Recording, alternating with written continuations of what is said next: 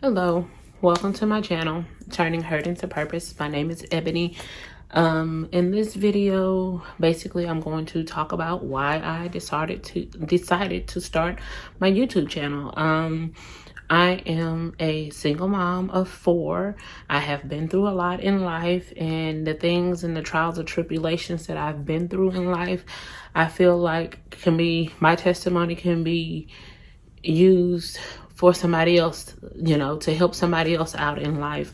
I've been through ups and downs as far as the family dynamics. At a young age, I've always wondered why these things were happening to me. And now as I'm getting older, I'm about to be 40 at the end of the year come December, and just a lot of revelations of things that has transpired over my last 40 years of life. I'm now starting to put the pieces to the puzzle as to why things may have happened to me. I'm not a minister, I'm not a preacher, so I do not claim any of that, but I know God, it has the way of using me and the things I've been through in life to help me and possibly be a testimony to somebody else, and the things that I've gone through can possibly help somebody else out. I am a believer in God, and I am a believer of faith. So with that being said, I do want to read out of Jeremiah 1:5 out of the Message Bible, and it basically says, before I shaped you in the womb, I knew all about you. Before you saw the light of day, I had holy plans for you. The prophet of the nation, a prophet to the nations, that's what I had in mind for you. And of course, I am a scholar of reading the King James Version, and, of course, a lot of translations, talked about how God had a plan for you for your life before you were born, and how he created you. And so I wanted my official, I guess you could say my official first video of this channel, Turning Hurt into Purpose, to basically be called Born Different. I am legally blind in my right eye, so I have no vision in my right eye, and I have always been born that way. And I've always wondered, why I was blind, why I didn't have sight in that vision. I've always asked my mom growing up, what happened, and even these last recent months, did I ever have a physical diagnosis from it? And the only thing that she has always told me growing up was, I had preeclampsia and toxemia real bad, meaning that she did, that she gained a lot of weight with me, and then that the doctors asked my father, who do you want us to save? Do you want us to save your wife, or do you want us to save your daughter? And he was like, in those types of aspects, you'd be like, I want to save both, and being scared and nervous and everything. And again, technology back in those days, of course, it was the early 80s. They're not as where we have technology today. I mean, today, in today's society, we have, of course, you have your ultrasounds and things, but you can get an in-depth ultrasound and, your anatomy scans to see, if there's any birth defects or anything going on with your fetus, in utero and things like that. So to not have a formal diagnosis and know exactly what's the cause is heartening sometimes. And I don't have, health insurance. So, I go to what I can afford, I go to America's Best as often as I can to get my glasses. And, now that they have the technology of, okay, do you want the retina test or do you want the glaucoma test? I do be able to pay for those things, because I do know that I have something going on with my eyes. So I've been wearing glasses ever since I can remember. And so my eye didn't develop. So I had a glare, sort of like if you think about someone with a cataract, or, you know, a film over their eye. Basically, that's what I have over my right eye. And of course, my mom didn't want to see that growing up. And so honestly, I asked her, I said, you know, sometimes the stories that I hear and things that comes out of her mouth, it's like, do you want me? Did you like me? Do you still like me to this day? She'll make comments that she never wanted kids, but the fact that she had me, you know, she loves and adores me. But the negativity that I feel from her sometimes, like even recently, it's like, are you ashamed of me? We get into it all the time. And, you know, she told me once I was born, she couldn't look at me, or she couldn't basically take care of me. She had her older brothers to take care of me, and, you know, because I had the film or the matter there, you know, it constantly used to come out. And even to this day, if I'm tired, exhausted, or stressed, or anything, the pressure in my eye will inflame my eye, and my eye turns red. And anytime I'm around her, she'd be like, you don't feel that? You got something in your eye, you got this, ew. It's like, no, a lot of times I can't feel things. A lot of times I can't control things. And it's heartening that your own family, your own blood, your own mother looks at you like that. And you, growing up, kids were cruel and obnoxious, and they didn't know right from wrong, I guess you could say. You had all the names from cockeyed to four eyes to just anything. And even now, as an adult, I still come across adults that are like that. Are you looking at me?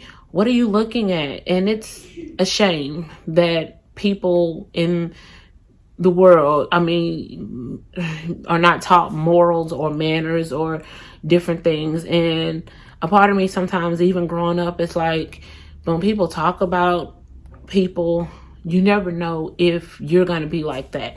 Your kids can be like that. Your grandkids can be like that, or be like the next person. Everybody is not born perfect. Everybody has a flaw somewhere in them. And may it be a physical handicap, may it be a mental handicap, you know, may it be just anything. It could be something internal.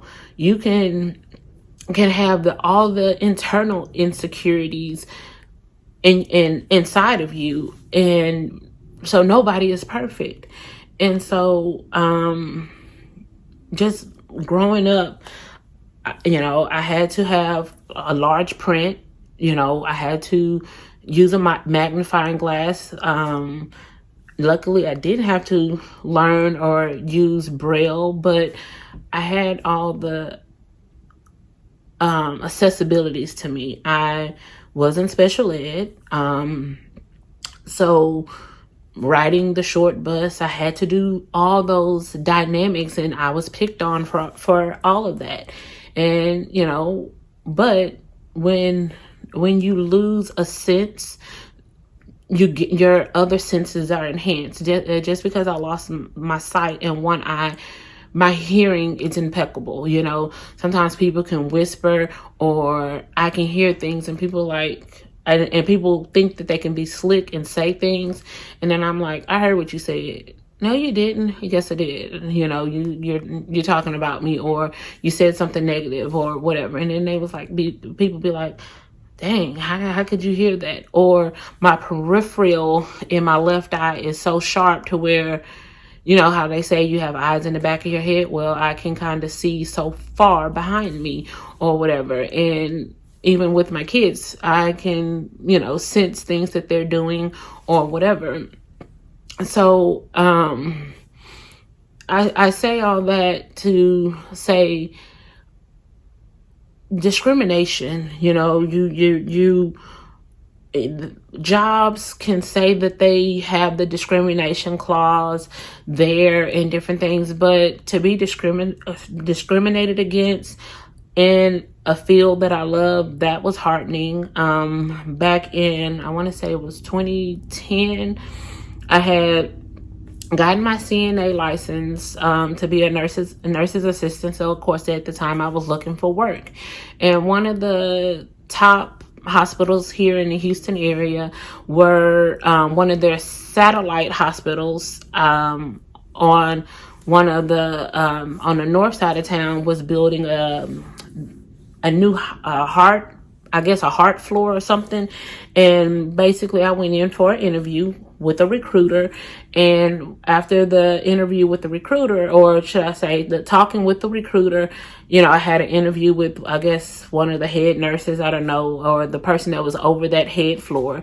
Interview went great to my knowledge. And so when the recruiter got back with me, he goes, "Oh, she loved you so much. The interview was so great, but she didn't like how you didn't make eye contact with her."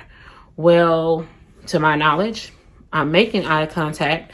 My right eye might wander and I might not be looking at you, but I can't control that, because that honestly has a mind of its own sometimes. And, I might be focused on you, but it might look like I'm looking somewhere else. And again, growing up, people call me cross-eyed and cockeyed and different things, but I shouldn't have to say, "Oh, by the way, if I'm not looking at you, I'm blind, so don't pay that no mind." I shouldn't have been discriminated against that, because to me, I was looking at her, talking directly to her.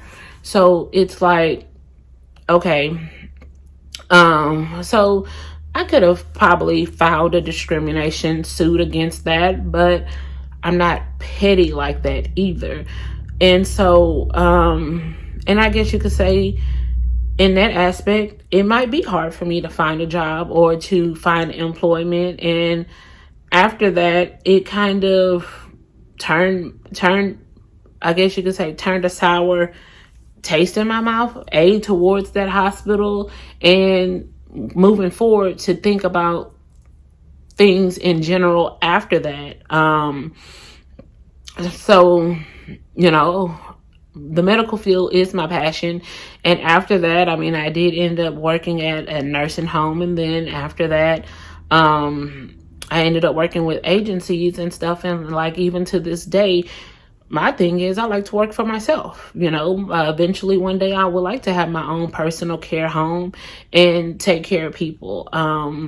Because I know how it is to love something and love people and have that passion. And my passion is to help others. And again, I'll talk about that in other videos, but to start off, as far as this channel being Turning Hurt into Purpose, that hurt in life of being born different, I'm still trying to navigate through life and wonder how life is going to be for me, as far as finding love. Yes, I love my kids. I have my kids, but I also want the deeper love. I want the love of a husband. I had a husband, and, again, I will go into details later in other videos about those dynamics and different things. But for now, just being born different. I still don't know what is the full diagnosis of what I have. I do know that I do have astigmatism real bad, and nystagmus, and so yes, my eyes wander. I do have a high sense of pressure, but I still, have been researching over the years what it is that I do have, what is not, what happened. It just, and I even searched Google recently, under eye developing. What does that mean? What fully didn't develop there. So I do have a prosthesis, and so basically it's a glass eye that is made basically to look like a regular eye, and pop it in. And basically I've been wearing a prosthesis since I was maybe 3 or 4. It's supposed to take it out often. I don't. That's a hassle within itself. And so I think over the course of my lifetime, I may have had a total of 3 of them made. And I think this one was, heck, I don't know. I think this one was made when I was 17 or 18, maybe, I think. The show wasn't in my 20s. So this one is so many years old. I was told that I didn't need another one made, but heck, I can't afford another one. You know, heck, even when my mom tried to get them when I was growing up, the insurance companies really didn't want to pay for them because they didn't see that as a necessity. They saw it as a cosmetic thing, you know. She doesn't need that to survive. And of course, my mom is that prideful person. She didn't like people to look at her daughter any kind of way. And, you know, she was all into the clothing aspect and all into the fashionistas and the best of the best. And so I don't want my baby to be looked at different, so I'm going to afford it. Well, okay, me, if I had the choice of having a roof over my head or paying for a prosthetic eye, I think paying my bills would be the number one thing to do. So basically, again, welcome to my channel, Turning Hurt into Purpose. Link down in the description below. You will find links to my podcast. I do have a podcast channel on Anchor and Spotify, and I also will try to upload them on other platforms. But check out my podcast. And it's also Turning Hurt into Purpose. I also have actually several episodes of different things on there already. I also have a Instagram page of Turning Hurt into Purpose showing, you know, my merch. I do have some merchandise. I have a Teespring account, and again, description in below, you'll find all those channels. So follow me on my social media. I'm also on TikTok. Excuse me. Also on TikTok. I'm also on, like I said, Instagram. And look at my look at my Teespring account. And also my Linktree shows also all of those social media outlets and things like that. So until I make my next video, I will see you later.